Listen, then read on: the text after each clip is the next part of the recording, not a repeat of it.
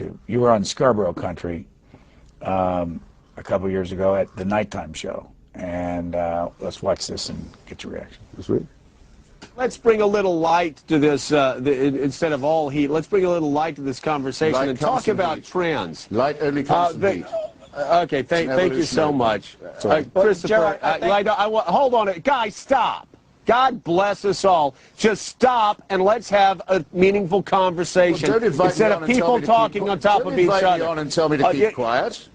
Well, Christopher, why don't you let other people talk for a second, okay? You invited me. Okay, so anyway, Matt. Okay, well, you know what, Christopher, I'll never make that mistake again. Fair Matt, here's the question, okay? Merry Christmas and good night. Your reaction is seeing yourself. I think I left that one. I think I actually walked out of that one. I thought, look, either have me on, ask my view, or don't. But don't tell me what to say. Don't tell me what you think all the time. I actually corrected Mr. Scarborough. I think I improved him slightly as a host and as a talk show person. He made an obvious mistake. And you know, everyone gives themselves permission to behave absurdly when religion is mentioned. And he's just another one of those who do. By the way, when are we going to mention my new paperback version of my anti-God book? When are you going to put the title and everything on the screen? When are we going to say fine bookstores everywhere? We'll do it shortly. We'll get closer to your book on this clip with Anderson Cooper when you appeared on there and talked about the death of Jerry Falwell. I don't know if you remember this or not. I remember the event quite well, yeah. Here it is. Christopher, I'm not sure if you believe in heaven, but if you do you think Jerry Falwell is in it? No, and I think it's a pity there isn't a hell for him to go to. What is it about him that brings up such vitriol?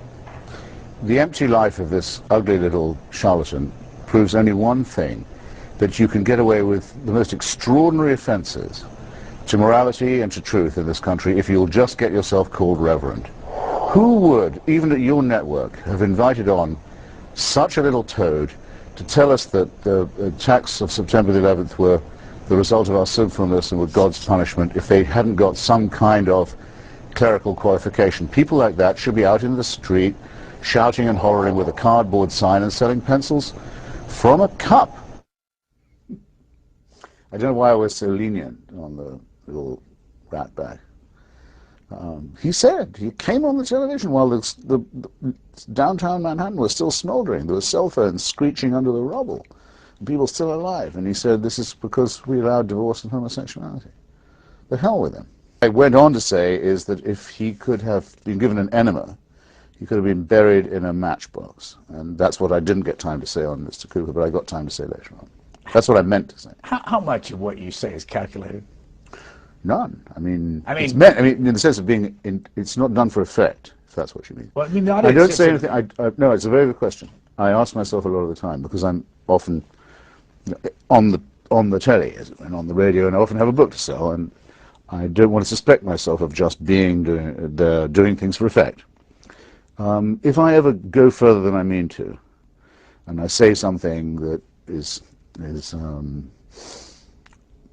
cheap or overstated, I always will try and come back and correct myself and say, okay, maybe that was. I don't do things just for you're pursing your lips, Mr. Knapp. No, I actually wanted to. I like to find a gifted phrase if I can and try and make it stick, make it memorable. I really wanted to ask you though, when there was an occasion where you and someone else really were, the word mad doesn't describe it, but you're furious with one another, or you really had a confrontation that was personal and serious and deep. On the air, with anybody, anyway, just in life. I mean, people that watch television never know how much of it's a gimmick. Exactly, and that's where one wants to suspect one's own motives. This will seem odd, but I'll answer it like this. I'm reviewing a book at present of essays by Henry Fairley. Perhaps you remember him. Quite good English-born essayist, often in the New Republic, especially in the 80s, 90s. He was a great writer and a great polemicist, but I used to think that sometimes he would feign his anger. He would think, I need to get a piece, I need to get paid, I need to get an article done. He would invent a subject to be annoyed about. And I just think that that will always show. So I suppose I have to submit myself, in answering your question, not to my own verdict that you're inviting, but to the safekeeping of the good taste of the audience. I mean, if the people who read me and watch me, if they think I'm doing this because I just want to make a splash, well, they're entitled to think that, and I would obviously suffer a decline in respect. I don't think, in fact, I give off the impression that I do this for effect. But back to the other part of the question, though, what's the biggest, most serious feud you've had with any individual?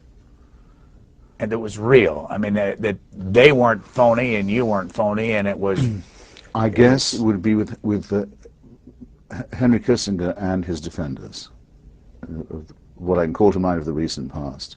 I wrote a book saying that I thought he should be arrested and put on trial, and that if he was, he'd be convicted for crimes against humanity and for war crimes. And he made a very crude reply to me, on television, in point of fact, saying that I was everything from a Holocaust denier to a person who trashed Jackie Kennedy. In fact, on both those charges, as you know, I can't be indicted, but I eventually got his lawyers to issue an apology about this, and I took it very seriously indeed, and I hate him, and I hate the toadies in the press and in the academy and in publishing who've helped to smooth his path. You hate him? Hate them. Hate him. Yeah. And what's the... I feel it's an insult that such a person is around, is deferred to, is consulted, is treated with politeness in the academy and by our profession and in the publishing industry. I've said all that. Have you ever met him? Yes, I met him 2 or 3 times. He's never been induced to speak to me, but he's sometimes had to be in the same room, with evident ill grace. I think, no, that's probably been for me the most long-lasting and deep-going and most hate-based relationship I've had with anybody. You asked about this book. We did not actually ask you on the program to talk about this book. I know you didn't, but I'm not going to let you get away. That's fine. No, it's how many copies of hardback did you sell? A lot, about 350,000. And the title is God is Not Great is now in paperback. And what kind of sales do you expect of this? Oh, I would hope even larger, because the subject has become even more acute than when I didn't broach it. I mean, it broached itself. The battle between civilization and civil society and theocracy is becoming every day much more intense and much more urgent. And the number of people who will come now to a public debate on this, I go to do this kind of debate about twice a week now, is growing all the time. I mean, the audience for the argument is enormous. Why?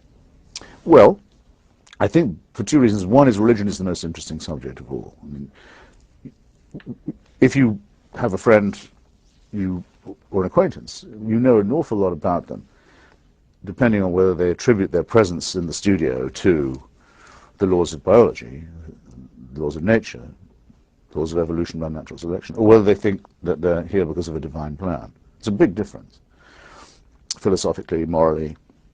And so going into this means you raise all the most interesting, all the most fundamental, basic questions. That's the first thing. So it's never a boring discussion. And second, or it shouldn't be, and the second is that at the moment, if you open the newspaper and see how the parties of God are behaving around the world, everywhere from Russia to Iran to even certain parts of the United States where they think they ought to influence the education system, that people are, I think, becoming fed up with being pushed around by ordinary mammals who think that they are better than us because they have God on their side.